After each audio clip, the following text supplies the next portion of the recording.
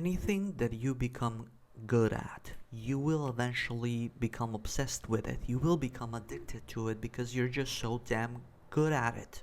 That's why there are people that are addicted to chess. They're addicted to working out. They're addicted to other stuff that they mentioned that they're addicted to because they've just saw that they're good at it. You know, not just saw, they eventually became good at it, and they became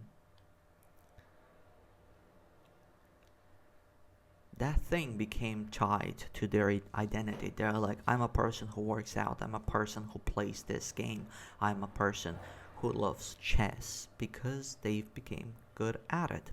Now, why I'm mentioning this is because when somebody says, there are two things here that I want to make a very quick point. The first thing is when somebody says follow your passion or different stuff like that, well, you first need to become good at something and you will eventually like it. So just see if there's a spark of something, if there's even a spark of curiosity just about something, about a certain industry, then maybe go down a little bit more and read about it more, and eventually you will become good at it, that you become obsessed with it and addicted to it.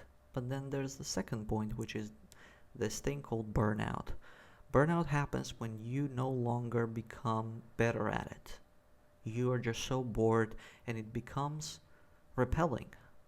You just have done it for so long. I do not want to do it again. So I went through that. I went through the phase of being so good at it, and then I saw that there's nothing better to do. I cannot become better at it anymore, and I would just repeat the same cycle, do the same stuff,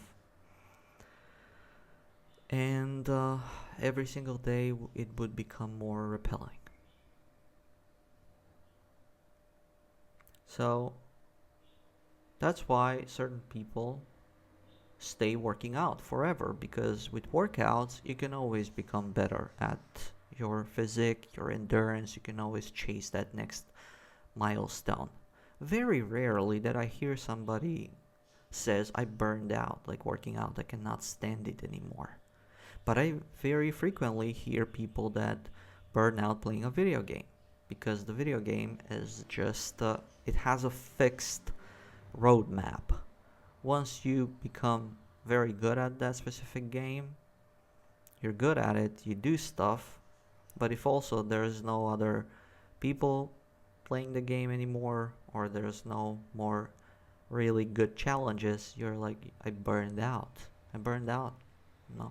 Or with work, maybe you are in a certain profession where it was exciting for you the first 6 months, but after 6 months, you learned everything there was to learn at that job, and now you are slowly burning out because you're doing the same thing over and over and over again.